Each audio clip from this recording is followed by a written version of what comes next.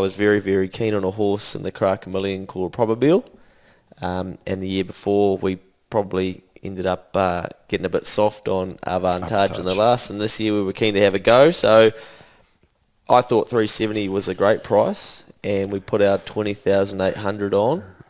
And after that, it went out to 420. I still... Why do prices move, and do you take total or do you take fixed? Is that the question? Yeah, and can I get 50 cents times by the 2,800? But, you know, like, how do we... I guess a few questions here. What's happening there? Is there a way to track where the money's going? The TAB bookmakers follow Betfair very carefully, especially in that last 5 to 10 minutes when the liquidity comes into the Betfair market. And so Betfair's if someone's offering horse X $7, so they're saying I'm prepared to give any punter the $7 on this horse up to whatever maximum they are willing to risk. The TAB is only offering $4.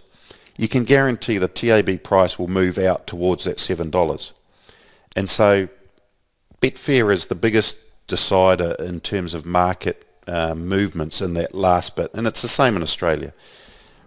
Invariably, Neil's got his theories as well. If someone's willing to give you $7, $8, and the TAB's only giving you $4, what information is out there that perhaps you don't often see horses win when there's that much variance between, say, the corporate bookmaker price and the Betfair price when it's so big, especially on those shorter price horses. Yeah.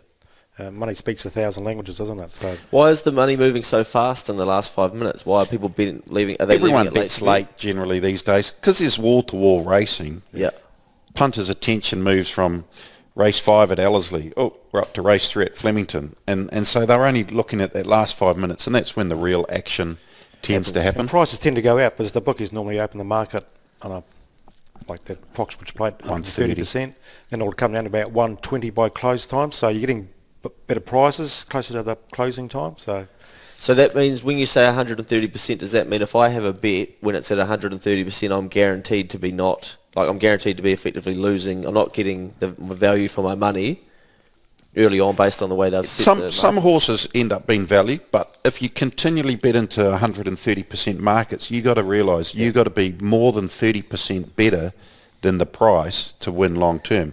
So a market opens at 130, the tote finishes, or the tote always pays at about 116, 117%, and the fixed odds markets generally come race time are close to about 117, 118 by and large. So the later you bet, the chances are your horse will be paying more, but there will be occasions clearly where early punters have identified a horse's overs and have knocked the price off, and so you do miss out. But you're betting continually into 130% markets, and if you want the mathematics, how do you work out whether it's a 118, 130, 180% market?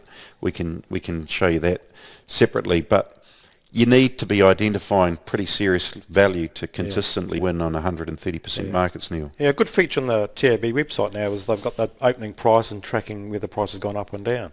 If you see, normally the three favourites are the best backed horses. If the favourite's starting to go down, the other two have to go out eventually. So wait until they come out before you back it. So watch what the favourite's doing or the second favourite's doing.